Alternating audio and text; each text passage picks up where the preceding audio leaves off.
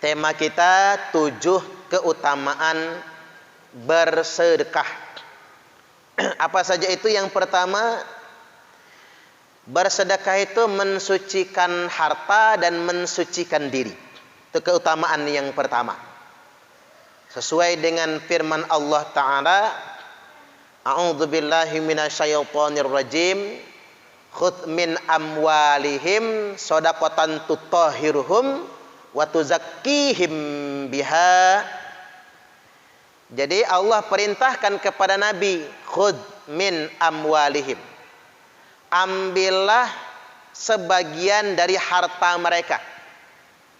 Jadi perintah untuk mungut zakat. Jadi zakat itu sebetulnya, Bu, dipungut kayak pajak. Ada unsur memaksa di sana. Kan pajak begitu kan? Kalau urusan apapun mesti pakai pajak misalnya, ada unsur memaksa di sana. Sama kayak zakat juga. Nah, apa gunanya mengeluarkan zakat itu? Shadaqatan tutahhiruhum. Baik zakat maupun sedekah pada umumnya untuk membersihkan mereka. Para ulama menafsiri tutahhiruhum ini membersihkan harta. Agar harta kita yang disisakan, yang kita tabung, yang kita simpan, yang sedang kita usahakan, itu bersih. Itu maksudnya. Ibarat air dalam keran ya, Bu, di saluran air, di paralon atau di selang. Kalau banyak lumutnya, kotoran yang nyumpel, airnya nggak lancar. Tapi kalau sumpelan yang ganjel di selang atau di paralon itu dibersihkan, maka airnya akan mengalir dengan lancar. Itulah zakat. Tutahhiruhum. Untuk membersihkan mereka. Wa tuzakkihim biha. Dan untuk mensucikan jiwa mereka. Makanya sedekah maupun zakat, harta bersih, jiwa kita juga bersih. Artinya diampuni dosa-dosa. Ini fadilah yang pertama. Fadilah yang kedua, bersedekah itu menenangkan jiwa. Menenangkan jiwa, mendamaikan hati. Sesuai dengan lanjutan ayatnya, wa sholli alaihim inna sholataka sakanul lahum. Dan doakanlah atas mereka. Sesungguhnya doamu itu menenteramkan hati dan jiwa mereka. Makanya kalau ibu-ibu itu nyumbang sedekah serbu ya, itu langsung didoakan. Itu kita ngedoakannya, Bu, bukan cuma di tulisan WhatsApp itu, bukan. Langsung disebut, didoakan, dibacakan. Langsung dibacakan, di santri juga langsung didoakan. Karena ngapa?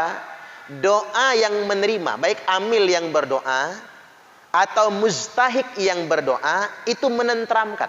Tentram hati yang mengeluarkan itu. Ya, contoh kemarin saya pulang ke kampung. Sebelum berangkat ke sini, saudara-saudara yang nggak mampu itu, ya kita selipkan rezeki. Begitu dia berdoa, terasa damai di hati itu.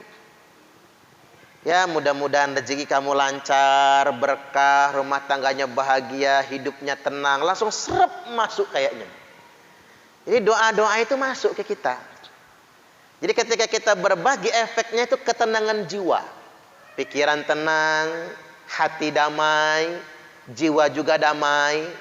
Makanya ada perintah mendoakan. Minimal ucapkanlah jazakumullahu khairan katsiran. Semoga Allah menggantimu, membalasmu dengan kebaikan yang banyak. Makanya kalau ada yang berbuat sama kita, berbuat baik ya, Bu, minimal ucapkanlah jazakumullah. Atau jazakallah kalau dia laki-laki, jazakillah kalau dia perempuan. Tapi ibu-ibu kalau bingung kayak gitu sudah jazakumullah. Kan kayak assalamualaikum kan? Assalamualaikum aja udah. Enggak usah assalamualaika, assalamualaiki, repot nantinya. Dah assalamualaikum aja. Jazakumullah. Semoga Allah mengganti kebaikanmu. Itu menenangkan. Doa kita itu menenangkan. Boleh juga kita tambahin barakallahu laka fima a'taita wa baraka 'alaika fima abqaita. Boleh ditambahkan atau doa-doa yang lain. Makanya ada kejadian ya Bu. Orang narik duit 5 juta dari mesin ATM. Pas keluar konter ATM ada nenek-nenek nada. Kata yang ngambil duit, "Bu, maaf, Ibu nggak baca tulisan. Di sini dilarang meminta-minta, dilarang mengemis." Kata si nenek itu, "Saya nggak ngemis. Cuman saya sama cucung saya dari tadi pagi belum makan.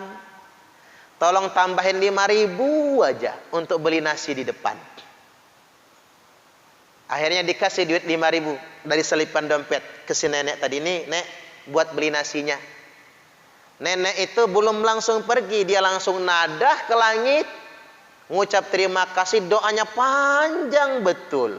Mudah-mudahan bapak rezekinya lancar, rezekinya barokah, usahanya berkembang, karirnya bagus, istrinya solehah, anaknya solih dan solihah, hidup di dunianya bahagia, di kuburnya lapang, akhirat masuk surga. Panjang banget. "Makasih ya Pak, terima kasih, kami mau makan, mau beli nasi dulu." Langsung berebes Bu yang ngasih duit. "Mengapa dia nangis Bu?" "Saya baru saja," kata dia, "ngambil uang 5 juta di ATM, lupa ngucap alhamdulillah. Nah dia cuma dapat 5.000, panjang banget doanya, banyak betul terima kasihnya." Kadang-kadang banyak manusia lupa ya Bu ya. Nah disitulah dia kemudian menjadi nyadar betapa berbagi, bersedekah itu menenangkan hati, menenteramkan jiwa. Itu fadilah yang kedua. Makanya hidup kita ini kalau terasa sempit, sumpek, maka ibu-ibu rahimakumullah, bersedekahlah. Dengan bersedekah mudah-mudahan jiwa akan menjadi tenang. Allahumma amin. Kemudian yang ketiga, apa manfaat sedekah itu? Manfaat sedekah itu menolak bala, menolak bencana. Kita ini nggak tahu ya Bu, habis keluar dari sini ada bencana atau tidak.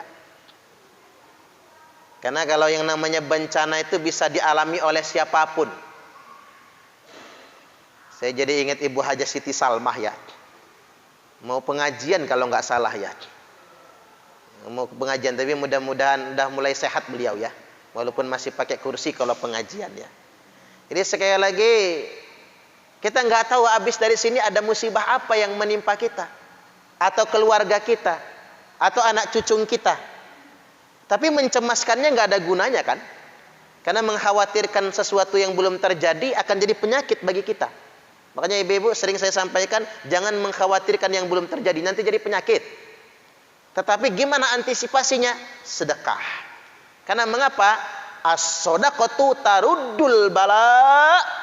Karena sedekah itu dapat menolak bala, musibah, bencana. Lestarikan sedekah. Sembari wasilahan ya Bu, kalau bersedekah ya Allah, ada musibah yang sangat saya takuti.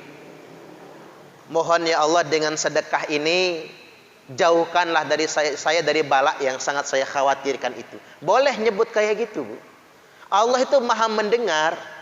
Apalagi kalau kita habis beramal soleh, Allah sangat mendengar apa yang kita sampaikan, apa yang kita minta darinya.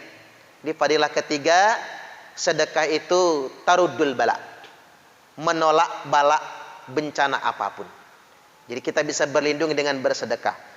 Yang keempat, sedekah itu memanjangkan umur. Wa tutawwilul umrah.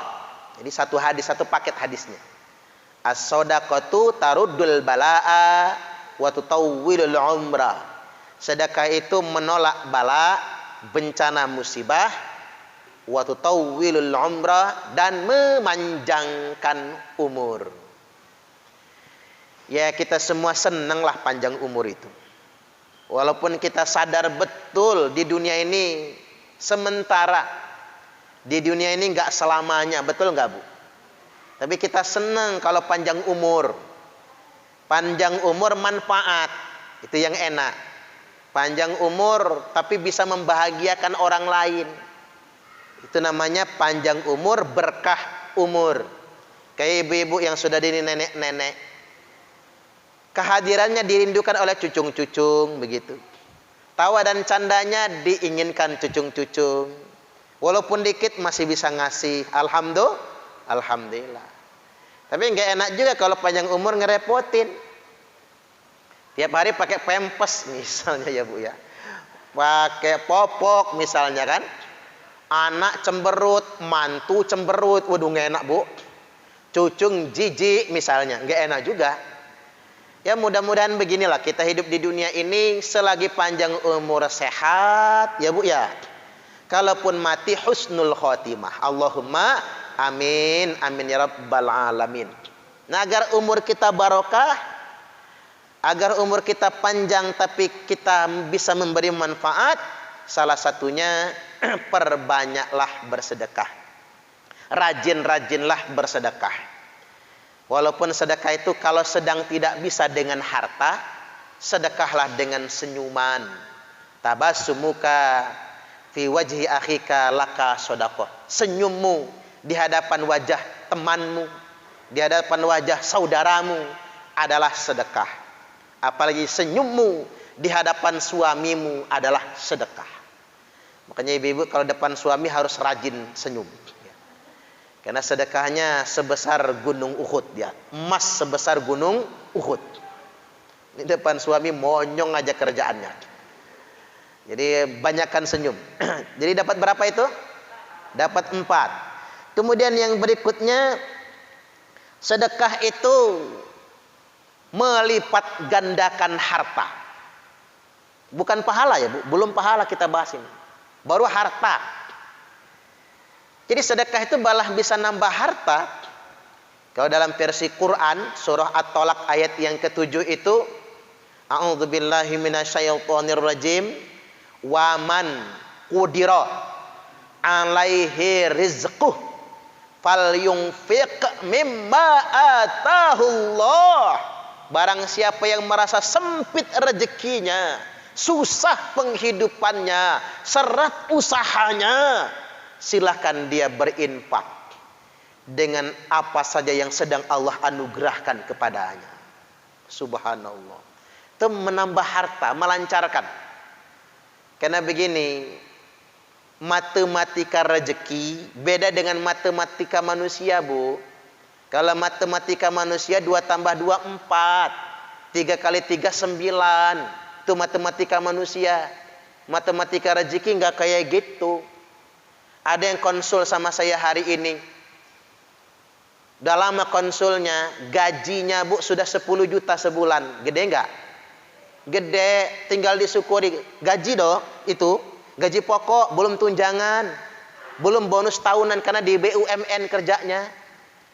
Udah tunjangan jabatan ya, belum lagi bonus tahunan gitu. Cuman karena dia mikir pakai matematika 10 juta buat konsumsi bulanan, ini itu habis 7 juta. 3 juta ditabung misalnya, kali setahun 12 bulan 36 juta. Dikit. Belum bisa punya rumah mewah, belum bisa punya ini punya itu yang banyak, nggak syukur. Dia pakai matematika manusia.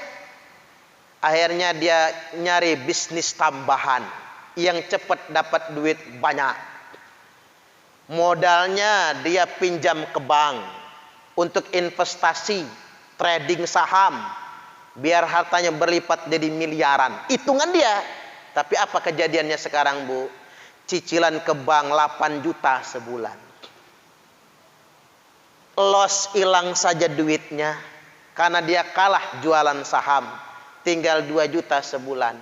Tambah lagi ada pinjaman online banyak lobang. Pening sekarang. Sudah saya ceramahin, hidup jangan pakai matematika kamu. Salah, pakailah matematikanya Allah. Kalau pakai matematika Allah bukan cari usaha sampingan. Bukan ikhtiar sana sini, nggak tahu waktu lagi. Tapi kalau pakai matematika Allah, sedekah. Allah bisa memberikan semuanya. Karena inti kehidupan ini adalah kebahagiaan.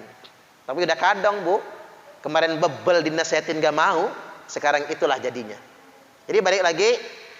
Sedekah itu malah gak ngurangin harta, malah nambah. Nah, hadisnya begini.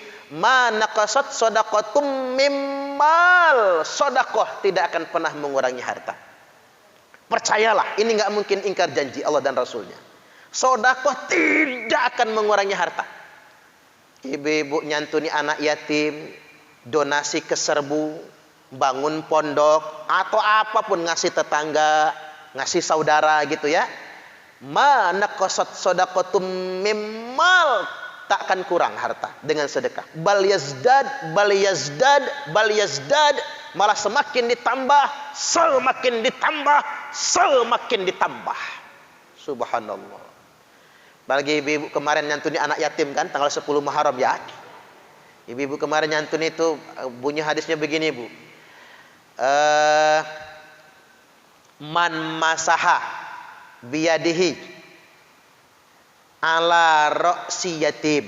Barang siapa yang menghusap dengan tangannya ke kepala anak yatim yauma Asyura, pada hari Asyura 10 Muharram. Lewat enggak apa-apa kalau enggak sempat tanggal 10 Muharram kemarin itu. Maka yarfa'allahu ta'ala lahu bikulli sa'ratin darajah. Maka Allah angkat dari setiap helai rambut anak yatim itu 1 derajat.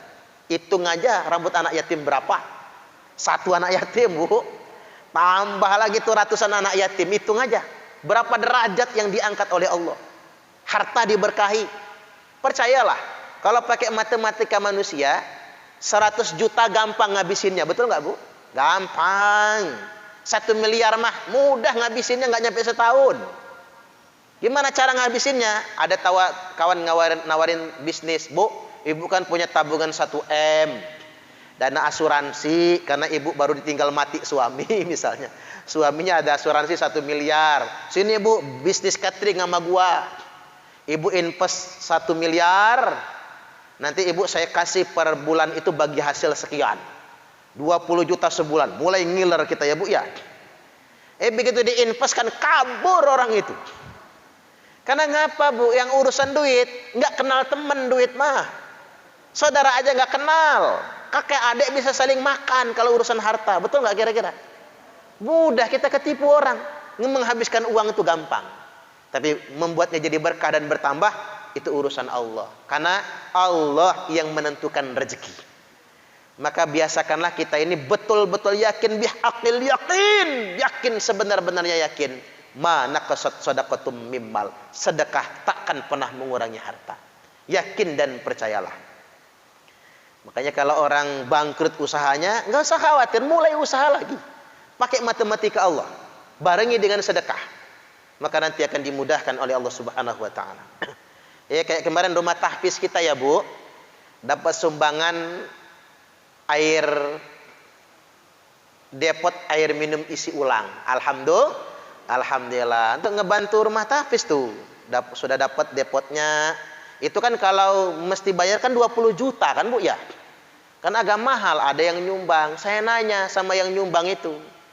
Kok mau nyumbang buat begini? Ustadz, kata dia, sejak saya sedekah begini, rezeki saya terus kayak tumpah, kata dia. Ngalir terus. Makanya saya yakin betul, kata dia, berbisnis dengan Allah itu tidak akan pernah rugi. Karena Allah Maha Kaya. Makanya ibu-ibu sedekah kita itu nyebutnya kordon hasanah. Apa itu? Pinjaman. Jadi Allah itu ngutang sama kita. Subhanallah, ngutang. Jadi kalau kita sedang sedekah, kita infak, kita berzakat, Allah ngutang sama kita. Nanti Allah bayar dengan bunga berlipat ganda. Walaupun kita bukan rentenir, ya Bu ya. Allah bayar. Ya maunya Allah melebihkannya itu. Subhanallah. Bahkan sampai bisa mi'ati di'afin. Sampai 700 kali lipat. Sampai segitunya pahalanya. Baik.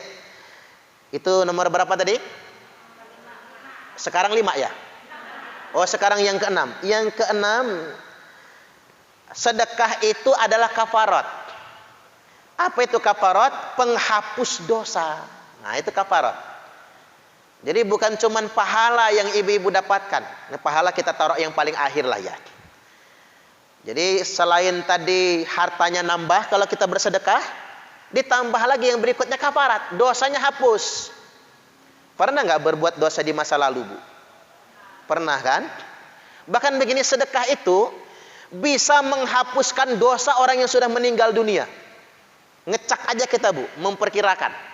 Ibu punya suami sudah meninggal, banyak dosa enggak? Umpama ya. Punya istri sudah meninggal, banyak dosa enggak? Punya orang tua sudah meninggal, banyak dosa enggak? Saya, bapak saya sudah meninggal dunia. Kalau ditanya bapak saya banyak dosa enggak? Kayaknya sih banyak ya, kayaknya ya. Karena anaknya tahu ya, Bu ya. Karena anaknya tahu. Nah, hebatnya sedekah itu, jangankan yang masih hidup, yang mati pun bisa dibersihkan dosanya. Nah, begini bunyi hadisnya. Ada sahabat yang nanya sama Nabi, ya Rasulullah, inna abi mata. Sesungguhnya bapakku mati.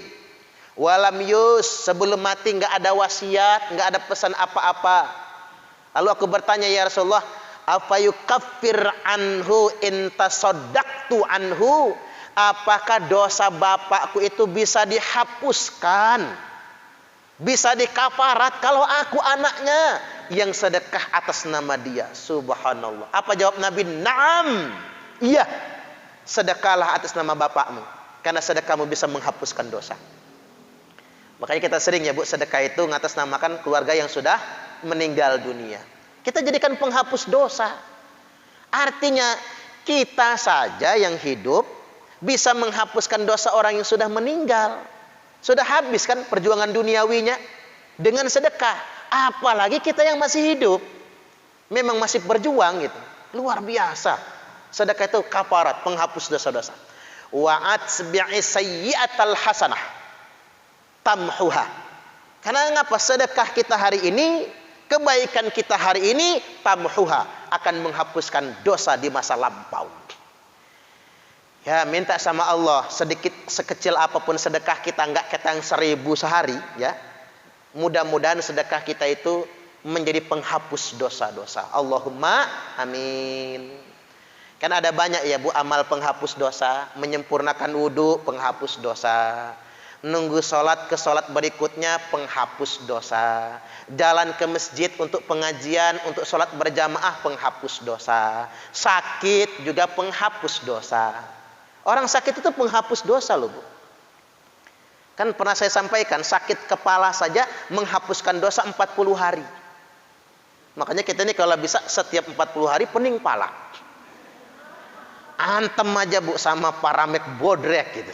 Iyalah, akhir bulan mah pening pala ya, Bu ya. Kalau PNS pasti pening pala. Beras udah habis, gajian belum ya, Bu ya. Waduh, pening pala. Ada fadilahnya menghapus dosa. Apalagi sakit yang parah-parah. Makanya sering saya sampaikan, kalau ada orang sakit jangan suudzon. Kita masih sering suudzon, banyak dosa dia, maka rasain lu sakit misalnya. Jangan, Bu, pandangan kita rasain lu, kan begitu, karena kita nggak sakit. Tapi bagi dia sama Allah bagus. Ya Allah, makasih. Di akhirat nanti dia ngomong, gara-gara gua sakit, ya Allah, pas mati nggak punya dosa. Karena kafarat dia, penghapus dosa. Ma mim musibatin tusibul muslim illa kafarallahu biha anhu. Tidak ada satupun musibah yang menimpa seorang muslim kecuali pasti Allah hapuskan dosa-dosanya. Hatta saukati yusakuha, walaupun sekedar saukati yusakuha, duri menusuk telapak kaki. Saking ya menjadi kafarat. Termasuk mohon maaf, had itu apa, Bu? Pidana. Orang yang sedang menjalani hukum pidana dan mati sedang dipidana itu, maka penghapus dosa-dosa. Maka ada yang meninggal dunia dalam masa tahanan terpidana korupsi. Meninggal dunia. Kalau tebakan saya sih, Bu, kira-kiraan saya, dia wafat tanpa dosa. Karena dihad dengan penyakitnya. Yang repot itu sampai mati kabur dari KPK, itu yang repot itu. Yang sampai mati kabur gitu, belum menebus dosanya, itu yang repot gitu. Mending mati dalam penjara kayak wali kota Palembang dulu ya, sama istrinya, suami istri kan itu, ya nggak apa-apa lah. Ini namanya manusia, kita nggak tahu kapan kita akan berurusan dengan hukum. Betul nggak kira-kira? Sesoleh-soleh apapun orang pun bisa dia berurusan dengan hukum. Kayak saya misalnya, bisa jadi sedang khilaf, pulang ke rumah istri cemberut, umpama ya Bu ya, masalah banyak, lagi pening, ada yang memprovokasi, spontan mukul orang, pidana, jangan macam-macam, masuk penjara. Kita nggak tahu kan? Jadi bukan salahnya yang jadi persoalan. Ketika dia menjadikan hukuman sebagai penerus dosa, maka hapus dosa-dosanya. Baik, yang terakhir sekarang, yang ketujuh. Nah, baru kita bicara pahala. Yang ketujuh, sedekah itu melipat gandakan pahala. Itu sedekah. Di pahala itu apa? Anugerah dari Allah, pemberian dari Allah untuk investasi akhirat. Kalau yang tadi itu kebanyakannya dunia ya Bu, kebanyakannya. Kayak ditambah harta dunia, dilancarkan usaha dunia, ketenangan hati. Tapi ini tabungan akhirat kita nantinya. Kalau dalam bahasa Quran itu 700.000 kali lipat. 700 kali lipat maksud saya. Itu dalam bahasa Al-Quran. Cuman ada bahasa hadis ya Bu ya. 5 kategori melipat gandakan sedekah. 5 kategori ini. 1. Wa wahidatun bi'asyratin. 1 berbanding 10. 1 rupiah balasannya 10 rupiah. 1000 dilipat gandakan menjadi 10.000. 1 berbanding 10. Berbanding 10-nya ini masih dikasihkan bilangan 700 ya Bu. Tapi kita ambil 1 banding 10-nya dulu yang pertama. Ini wahiyya ala sahihil jismi. Ini adalah sedekah untuk orang yang sehat badannya. Jadi kalau ibu-ibu sedekah, takiran lah, besek sama tetangga. Kan nggak semua yang terima besek orang miskin kan. Bisa jadi orang kaya semua kan, orang mampu lah ya, orang mampu semua dan sehat badannya. Tapi tetap ada nilainya. 10 kali lipat. Kali 700, 7.000. Begitu rumusnya. 1 berbanding 10. Yang kedua, 1 berbanding 90. Wa wahidatun bitis'in. 1 berbanding 90. Wahia 'alal a'ma wal mubtala. Ini adalah sedekah yang kita keluarkan untuk orang buta dan orang yang sedang sakit. Makanya nengok orang sakit itu pahalanya dikali 90 kali 700. Selalu angka pengali terakhir 700 ya Bu. 90 kali 700. Orang buta, banyakkan tunanetra itu banyak sekali ya Bu ya. Apalagi ibu sekali-kali yang ke Pak Mursid itu, yang di Cemara Raya ya Bu, baru masuk aja udah pesing bukan main. Kita nutup hidung gak enak. Untung zaman corona pakai masker kita. Waduh, saya takut dia gimana gitu. Padahal nggak ngelihat ya Bu. Saya mau nutup gitu gak enak. Tapi pakai masker tuh alhamdulillah. Wangiin dulu maskernya itu, baru masuk. Ya gimana? Istrinya tunanetra, suaminya tunanetra, stroke, berek kencing di celana. Orang buta ngurusin orang buta. Iya nggak keruan, makanya pesing bukan main kan? Sampai segitunya. Sedekahlah. Terutama orang buta yang dia berjuang nyari nafkah dan tidak meminta-minta. Lihat yang jual-jual kerupuk itu ya Bu, borong sekali-kali jualan kerupuknya itu biar dia seneng kan gitu. Kan dia nggak minta-minta kan? Kita lebihin kan begitu. Apa sih arti uang 50.000 kan begitu ya Bu ya? Untuk menyenangkan mereka yang berikhtiar daripada yang ngemis kan? Kan dilarang ngemis itu. Berikhtiar mereka. Itu 90 kali lipatnya. Kemudian yang berikutnya, yang ketiga, wa wahidatun bitis'imi'ah. 1 berbanding 900. Tadi kan 10, 90 ya Bu.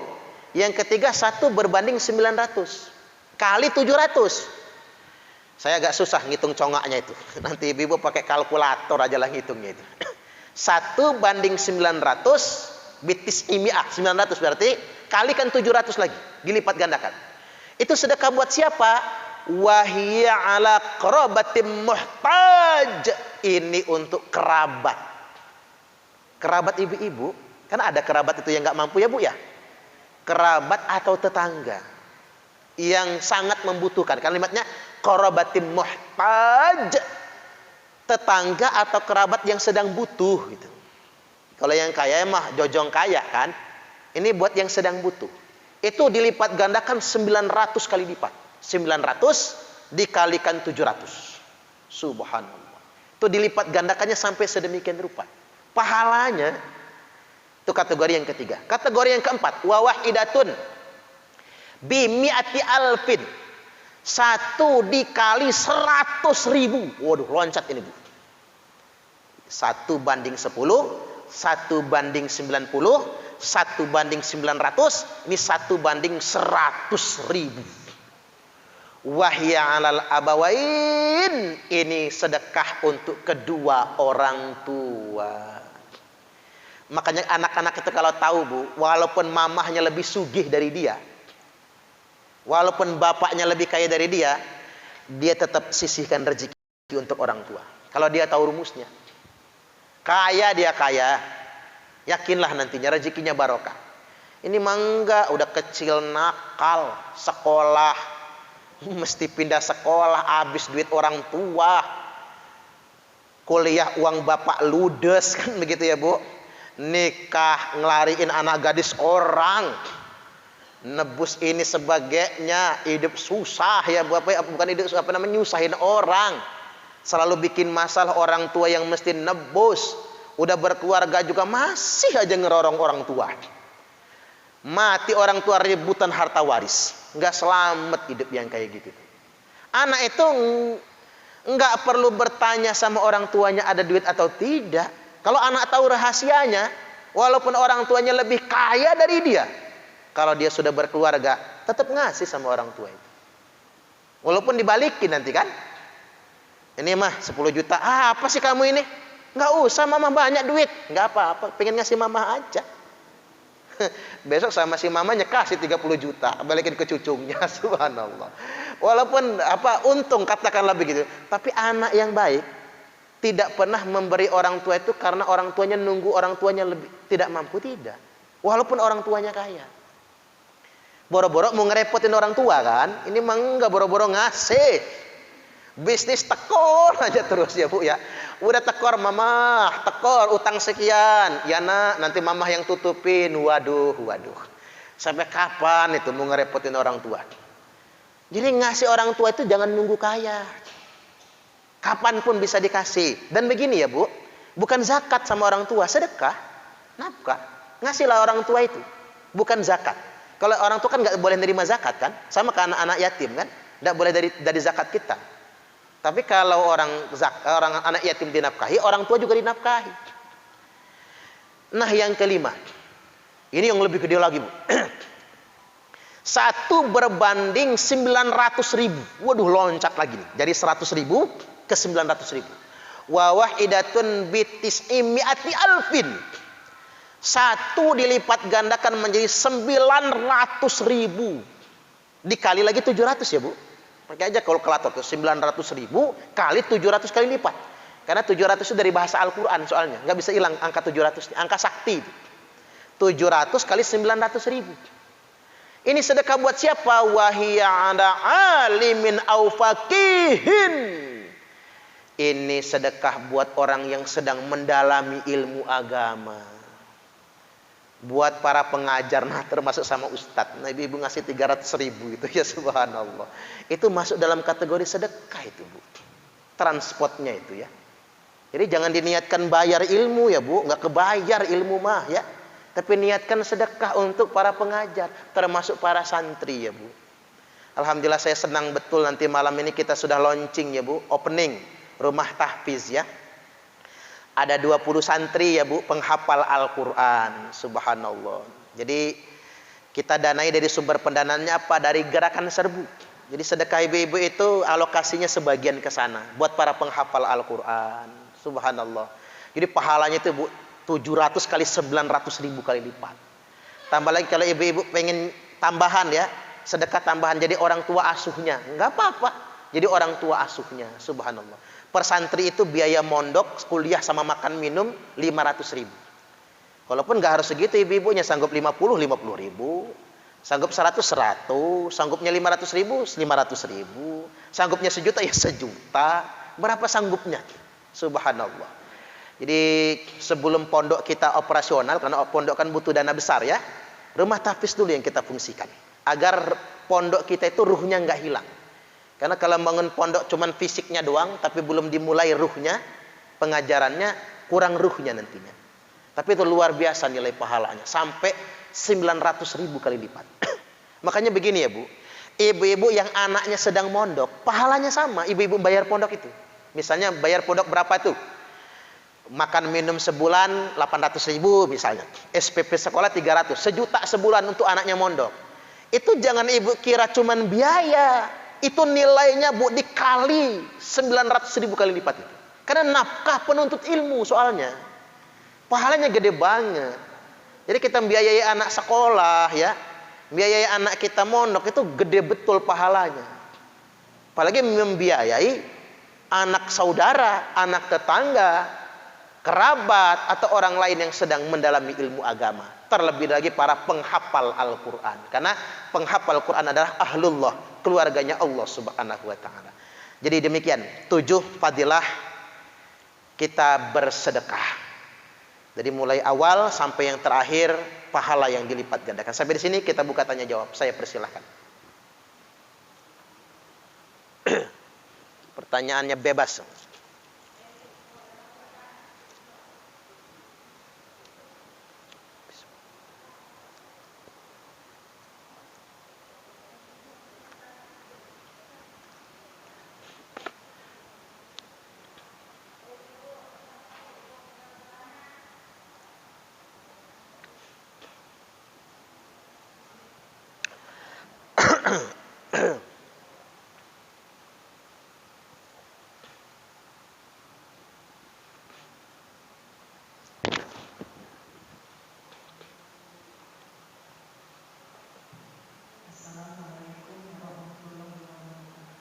Waalaikumsalam. Mengenai sedekah tadi, Ustaz, saya ingin menanyakan, misal kita ada keuntungan, itu kita sisih, misalnya kita ada pendapatan, kita sisihkan 10%. Nah, 2,5% yang itu dapat, yang 7,5-nya kita simpan dulu, itu kan nanti dikumpul atau gimana, sesekali waktu kalau butuh kita keluarkan. Tapi ada kadang-kadang Pak Ustaz, jadi misalnya penurunan pendapatan Pak Ustaz, sehingga kita kayaknya ya saya itu karena terang saja, saya anak saya yang jalankan, saya itu melihat dia lagi gimana gitu Pak Ustaz ya, kita tahu bahwa pendapatannya memang minim gitu, rasanya mau nanya itu gak enak gitu Pak Ustaz. Jadi kira-kira kalau begitu gimana ya Pak Ustaz? Artinya kan terputus dulu gitu kan ininya, zakatnya. Karena kalau dikumpul 1 tahun, saya khawatirnya nanti kelihatannya banyak, akhirnya sayang untuk mengeluarkan.